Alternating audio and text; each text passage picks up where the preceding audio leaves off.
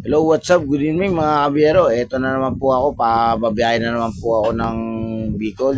So ang biyahe ko po ngayon ay Sabang Benson, Camarines Norte. Ihahatid ko po uli ang kapatid nung hinatid ko po nung isang araw sa Panganiban. Kasama ko po ang aking anak na si James at ang asawa ko na si Cathy. So parang kubaw na lang po sa akin ng Bicol.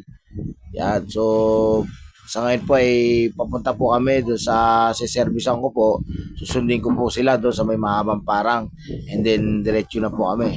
Tara't samahan niyo po ako sa aking biyahe mga kabiyahero.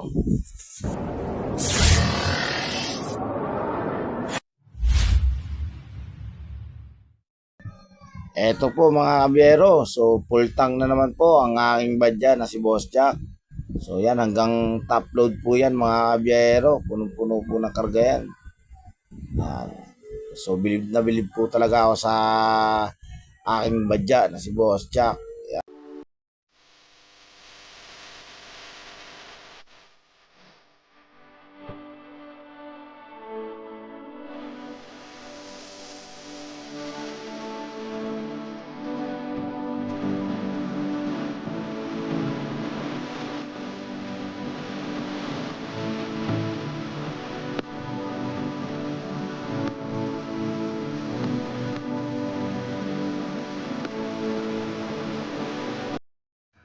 Yung mga kabiyero, so nandito na po kami sa Gumaca, Quezon.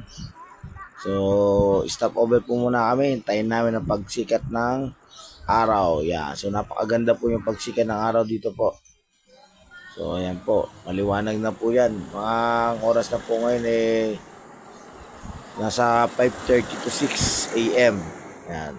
Then, diretso na po kami uli pagkatapos nito magpahinga at magmerienda. So, maliit po yung kuha ko kasi patayo yung camera na ano ko. Yan. So, yun po yung asawa ko. Video. So, mga kabiyero, malapit na po kami. Andito na po kami sa Camarines Norte.